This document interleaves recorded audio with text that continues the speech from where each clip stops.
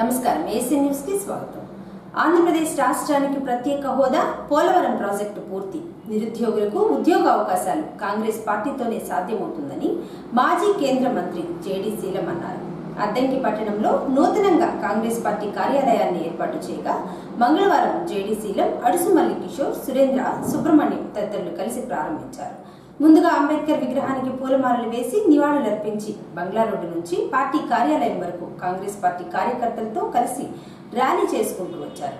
అనంతరం జరిగిన మీడియా సమావేశంలో జేడీ శీలం మాట్లాడుతూ, ఉగాది పండుగ నాడు అద్దంకి కాంగ్రెస్ పార్టీ కార్యాలయం ప్రారంభించుకోవడం సంతోషంగా ఉందని, త్వరలో జరగనున్న అసెంబ్లీ, పార్లమెంట్ ఎన్నికల్లో ఎంపీగా తను, ఎమ్మెల్యేగా కిషోర్ పోటీ చేస్తున్నారని, అందరూ కలిసి వారి గెలుపు కోసం కృషి చేయాలన్నారు. గతంలో ఎంపీలుగా చేసిన వారు అద్దంకిని ఎలా అభివృద్ధి చేశారో, తను ఎంపీగా ఉన్నప్పుడు అద్దంకిని ఏ విధంగా అభివృద్ధి చేశారో ప్రజలు గమనించారన్నారు. కాంగ్రెస్ తోనే రాష్ట్రం అభివృద్ధి చెందుతుందన్నారు. దగ్గర నుండి గత 10 సంవత్సరాలుగా ఆంధ్రప్రదేశ్కు న్యాయం కావాలని మరి చాలా పోరాటాలు పొలిటికల్ లీడర్స్ ఎవరు చేయలే, మిగతా వారు చేస్తున్నారు. తెలుగుదేశం 5 సంవత్సరాల అధికారంలో ఉంది, ఇంకొక 5 సంవత్సరాలు వైసీపీ ఉన్నది. మనకు రావాల్సిన ప్రత్యేక హోదా కోసం పోరాటం చేయలేదు. ఎందుకు చేయలే? దాన్ని బీజేపీ వాళ్ళు వెనక్కి నెట్టేశారు. ఇంకా మర్చిపోతారులే అని. అది మాత్రం మేము సహించం. మేము ప్రత్యేక హోదా తీసుకొచ్చి తీరుతాం. ప్రత్యేక హోదా వస్తే యువకులకు ఉద్యోగాలు వస్తాయి. ఎందుకు వస్తాయి? అనేక పరిశ్రమలు నెలకొల్పబడతాయి. ఎందుకు నెలకొల్పబడతాయి? రాయితీలు ఉంటాయి, తక్కువ వడ్డీలు ఉంటాయి.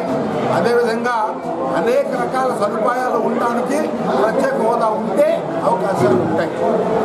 ఇది హిమాచల్ ప్రభుత్వం, మీరు చూడండి అక్కడ ఉన్న రాష్ట్రం. అదేవిధంగా ఉత్తరాఖండ్లో వేల పరిశ్రమలు కొత్తగా వచ్చాయి. కాబట్టి ఆంధ్రప్రదేశ్ ఎక్కువగా వ్యవసాయ ఆధారిత రాష్ట్రం కాబట్టి పరిశ్రమలు ఉంటే రాబడి వస్తుంది, ట్యాక్సులు పెరుగుతాయి, ఉద్యోగాలు వస్తాయి. తప్పనిసరిగా ఆంధ్రప్రదేశ్ ప్రత్యేక హోదా తీసుకురావడం అనేటువంటిది ప్రథమ కర్తవ్యం. రెండవది రాజధాని. అమరావతి మా రాజధాని చెప్తా ఉన్నారు, కానీ ఏం చేశారు? కొత్తగా ఏమన్నా వాళ్ళ చెవిలో చెప్పారా? తెలుగుదేశం వాళ్ళకి చెప్పలేదే. గతంలో విమర్శించిన వాళ్ళు ఎందుకు ఈరోజు వాళ్ళు హత్తుకుంటున్నారు?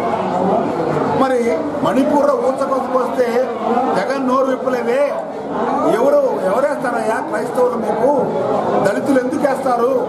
రాజ్యాంగ సూత్రాలని తూట్లు పడుతూ ఉంటే మేము కొత్త రాజ్యాంగం తీసుకొస్తామని పాఠంగా చెప్తా ఉంటే బీజేపీ వాళ్ళు పరోక్షంగా జగన్మోహన్ రెడ్డి వారికి సహాయం చేస్తున్నారు, ప్రత్యక్షంగా తెలుగుదేశం వారు సహాయం చేస్తున్నారు.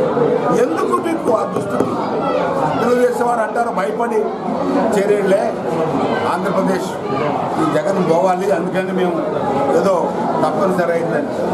మరి పార్లమెంట్లో ఎందుకు మాట్లాడలేదు మీరు? పార్లమెంట్లో ఎవరన్నా నోరు నొక్కారా? అంత భయం ఎందుకు? పార్లమెంట్లో దళితుల గురించి మాట్లాడారా? దళితుల మీద జరుగుతున్న అన్యాయాల గురించి మాట్లాడారా? రైతులకు వ్యతిరేకంగా 3 చట్టాలు తెస్తే ఈ బీజేపీకి వైసీపీ ఎంపీలు, తెలుగుదేశం ఎంపీలు ఎందుకు ఇచ్చారు మద్దతు? మణిపూర్లో చర్చ జరుగుతూ ఉంటే ఎందుకు నోరు విప్పలేదు మీరు? ఇది ప్రజలు అడుగుతూ ఉన్నారు. మీరు కేవలం మీకున్నటువంటి పరపతితో ఆ విషయాలన్నీ ప్రక్కన పెట్టాలని చూస్తే బీసీలు, ఎస్సీలు, క్రైస్తవులు, మైనారిటీలు ఆలోచన పరులు కాదని మీరు అనుకుంటే తప్పు. కాంగ్రెస్ వాళ్ళ తరఫున నిలబడుతుంది, రైతుల తరఫున నిలబడుతుంది. మూడవది పోలవరం రాజధాని, మూడవది పోలవరం పట్టుకొస్తాం. ఎందుకు నిర్మాణం చేయలేదండి? చట్టంలో పెట్టామే. పోలవరం నిర్మాణం చేసింది కాంగ్రెస్ కేంద్రమే చేయాలని చెప్పామే. మీరు ఎందుకు పూర్తి చేయలేదు? డబ్బులు ఇవ్వాలని ఆ రోజు మన్మోహన్ సింగ్ గారి క్యాబినెట్లో కేంద్రమే డబ్బులు ఇవ్వాలని చెప్పి తీర్మానం చేసామే. ఎందుకు మీరు చేయలేదు? మేము డబ్బులు రిలీజ్ చేశాం, వాళ్ళు తప్పుదారి పట్టించారని ఒకరి మీద ఒకరు చెప్పుకున్నారే తప్ప పోలవరం నిర్మాణం కాలేదు. ఈరోజు రైతుకు వెన్నెముక పోలవరం రైతు బాగుంటే రైతు మీద ఆధారపడి అనేకమైనటువంటి వర్గాల వారు జీవిస్తారు. రైతుకు మేలు చేసింది కాంగ్రెస్ పార్టీ.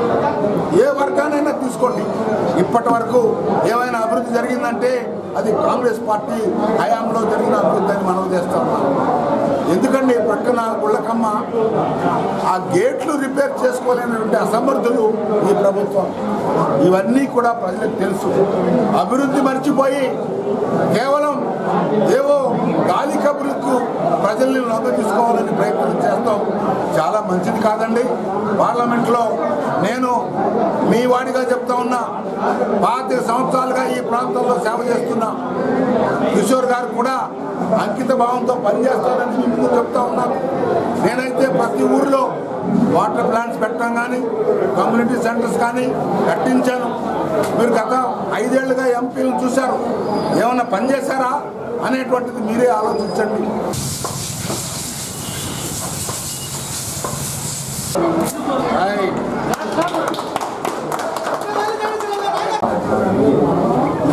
కిషోర్ గారి గెలుపుకి అభ్యర్థిలో కాంగ్రెస్ పార్టీ తరఫున చేసిన ప్రత్యేకమైన చర్య.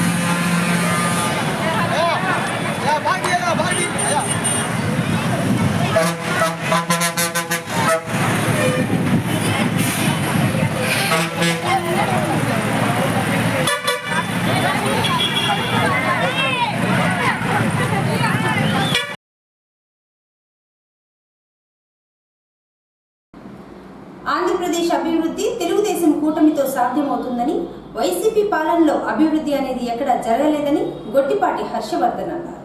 అద్దంకి పట్టణంలో మంగళవారం ఎమ్మెల్యే రవికుమార్ తనయుడు హర్షవర్ధన్ ఎన్నికల ప్రచారంలో పాల్గొని మే 13వ తేదీన జరిగే ఎన్నికల్లో తెలుగుదేశం పార్టీకి ఓటు వేసి తన తండ్రి రవికుమార్ని భారీ మెజారిటీతో గెలిపించాలని హర్షవర్ధన్ ఓటర్లను కోరారు. ఓటర్లు ఎమ్మెల్యే రవికుమార్ తనయుడు హర్షవర్ధన్ ఆప్యాయంగా పలకరిస్తూ తన తండ్రి గెలుపు కోసం కృషి చేస్తారని చెప్పారు. ఈ సందర్భంగా హర్షవర్ధన్ మాట్లాడుతూ అద్దంకి నియోజకవర్గం అభివృద్ధి తెలుగుదేశం కూటమితో అవుతుందని, గడిచిన 5 సంవత్సరాల కాలంలో వైసీపీ ప్రభుత్వం అభివృద్ధి అనేది మరచి దోచుకో దాచుకో అనే సాంప్రదాయ పద్ధతిలో నడుస్తుందని, గత ఎన్నికల సమయంలో ముఖ్యమంత్రి అనేక హామీలిచ్చి ప్రజలను మోసం చేశారని, ఎన్నికల సమయం దగ్గర పడిందని మళ్లీ ప్రజలను మోసం చేసేందుకు ముఖ్యమంత్రి బయలుదేరాడని, ఆంధ్రప్రదేశ్ రాష్ట్రానికి రాష్ట్ర రాజధాని లేకుండా చేసిన ఘనత వైసీపీకి దక్కుతుందన్నారు.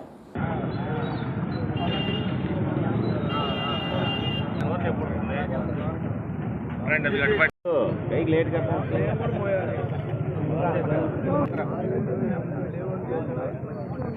बैठ చెప్పు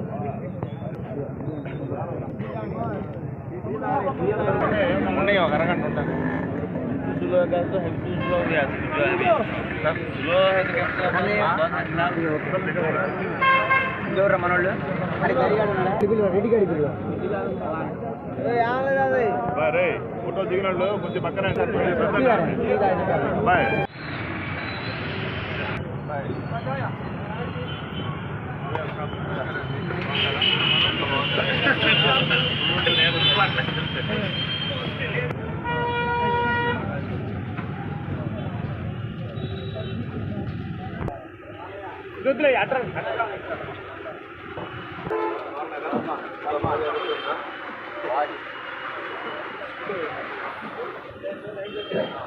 మొత్తం 19 ఒకటే ఇల్లు అందరూ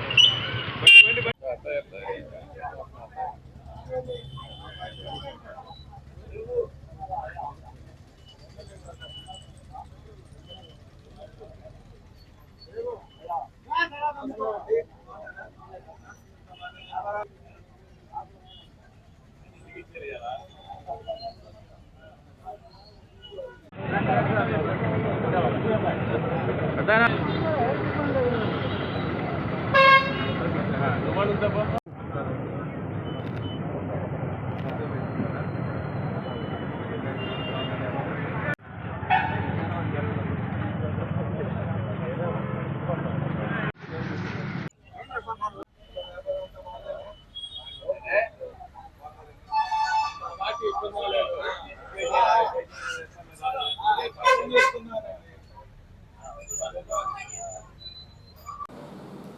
క్రోధినామ సంవత్సరంలో సకాలంలో వర్షాలు పడి రైతులు పాడి పంటలతో సుఖ సంతోషంగా ఉంటారని పురోహితులు అన్నారు.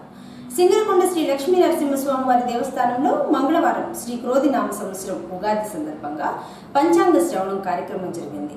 ముందుగా లక్ష్మీ నరసింహస్వామి వారికి నిత్యం జరిగే పూజా కార్యక్రమాలు, అభిషేకాలు జరిపి అలంకరణ తదుపరి భక్తులకు దర్శన సౌభాగ్యం కల్పించారు. భక్తులు స్వామివారిని దర్శించుకుని పంచాంగ శ్రవణం పఠనంలో పాల్గొన్నారు. కార్యక్రమంలో దేవస్థానం చైర్మన్ నర్రావుల ఏడుకొండలు, ఈవో కోటిరెడ్డి హాజరై స్వామివారిని దర్శించుకుని పూజలు చేయించుకుని పంచాంగ శ్రవణంలో పాల్గొన్నారు. శ్రీ క్రోధినామ సంవత్సరంలో అందరికీ మంచి జరిగి పిల్లా పాపలతో సుఖ సంతోషంగా ఉంటారని, సకాలంలో వర్షాలు పడి పంటలు పండి రైతాంగమంతా సంతోషంగా ఉంటారని, రాజకీయం విషయంలోకి వచ్చేసరికి ఎవరికి వారే పోటాపోటీగా ఉంటారని పంచాంగం చెబుతుందన్నారు. ఉగాది శుభాకాంక్షలు. ఉగాది అనగానే మనందరం కూడా భక్తి ప్రపత్తులతోటి ఆచరించేటువంటి మొట్టమొదటి పండుగ. ఉగాది అంటే ఏమిటి అనేటువంటి ముందుగా తెలుసుకున్నాక మిగతా విషయాలకు వెళ్తాం. ఊ అంటే నక్షత్రము, గా అంటే గమనము. అంటే నక్షత్రం యొక్క గమనాన్ని తెలుసుకునేటువంటి రోజు అని కూడా మనం దీనికి అర్థం చెప్పుకోవచ్చు. అదేవిధంగా ఉగాదిని మనం యుగాది అని కూడా వ్యవహరిస్తూ ఉంటాం. యుగ అంటే రెండు అని అర్థం. ఆ రెండు అనేవి ఏంటంటే ఉత్తరాయణము దక్షిణాయనము కూడా ఒక్కసారిగా వచ్చేటువంటి దాన్ని మనం ఆ రెండింటిని కలిపేటువంటి దాన్ని మనం యుగాది అని కూడా అంటూ ఉంటాం. అయితే తెలుగు మాట్లాడే వాళ్ళందరూ దేశంలో ప్రపంచంలో ఎక్కడున్నప్పుడు కూడాను ఆచరించేటువంటి పండుగ ఈ ఉగాది. ఈ ఉగాది నాడే మనకి బ్రహ్మదేవుడు సృష్టి ప్రారంభం చేశాడు అనేటువంటిది శాస్త్రవచనం. చైత్రమాసి జగద్బ్రహ్మ సపన్న పదమే అహని వత్సరాదో వసంతాదో రసరాజ్యే తథైవచ అనే శ్లోకాన్ని బట్టి బ్రహ్మదేవుడు ఈ యొక్క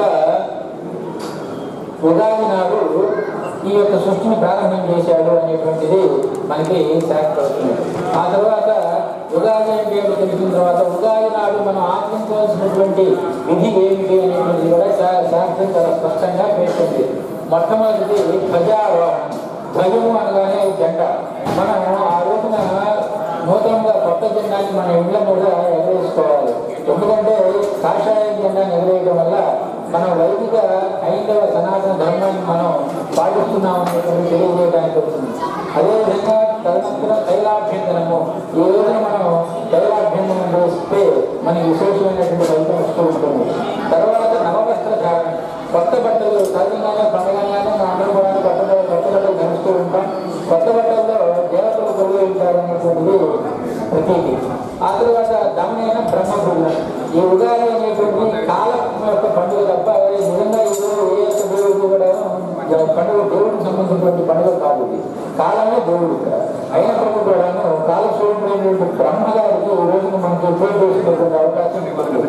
దీనికి ఆయన బ్రహ్మదేవుడు గారికి దవనము లేక దమనము అనేటువంటి ఆకుతోటి పూజ చేయడానికి అవకాశం ఉంది. ఆ తర్వాత సర్వపక్షాంతర శాంతి.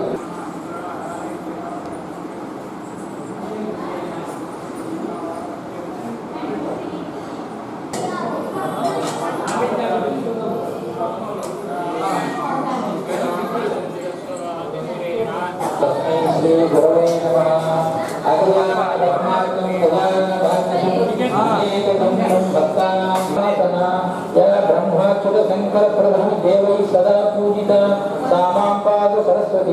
ఆ తర్వాత విషయంగా మనం గమనించినట్లయితే ఈ పంచాంగంలో ఈ రోజున వర్షాలు పడే విధానం. అద్దంకి పట్టణంలోని అఖిల భారత అయ్యప్ప దీక్ష ప్రచార సమితి అద్దంకి శాఖ ప్రతి నెల అమావాస్య రోజున అన్నప్రసాద వితరణ కార్యక్రమం చేయడం సంతోషంగా ఉందని అద్దంకి పురపాలక సంఘం వైస్ చైర్మన్ పద్మేష్ అన్నారు. అద్దంకి పట్టణంలోని స్థానిక పొట్టి శ్రీరాములు విగ్రహం వద్ద మంగళవారం అఖిల భారత అయ్యప్ప దీక్ష ప్రచార సమితి అద్దంకి శాఖ ఆధ్వర్యంలో పద్మేష్ సౌజన్యంతో అన్నప్రసాద వితరణ ఏర్పాటు చేయగా పద్మేష్, వాసుగురుస్వామి తదితరులు హాజరై ప్రారంభించి పేదలకు అన్నప్రసాద వితరణ చేశారు. ఇక నుంచి ప్రతి నెల అమావాస్య రోజు అన్నప్రసాద వితరణ జరుగుతుందని వాసు తెలిపారు. అఖిల భారత అయ్యప్ప దీక్ష ప్రచార సమితి అద్దంకి శాఖ వారి ఆధ్వర్యంలో ఈరోజు ఉగాది సందర్భంగా ప్రతి నెల అమావాస్య తిథి రోజు జరిగేటువంటి అన్నదాన కార్యక్రమాన్ని నూతనంగా బాపట్ల జిల్లా అద్దంకి మండలం అద్దంకి నగరంలో పొట్టి శ్రీరాములు గారి కాశ్య విగ్రహం వద్ద ఈరోజు ప్రారంభించబడినది.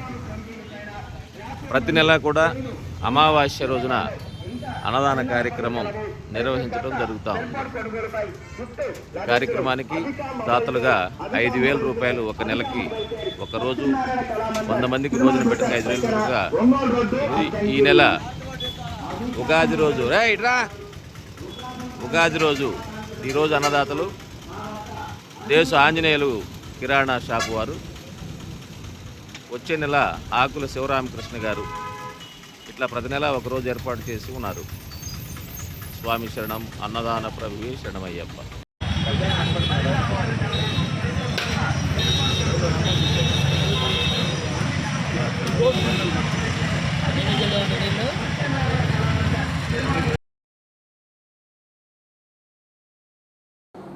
ఏసీ న్యూస్ ఇంతటితో సమాప్తం. నమస్కారం.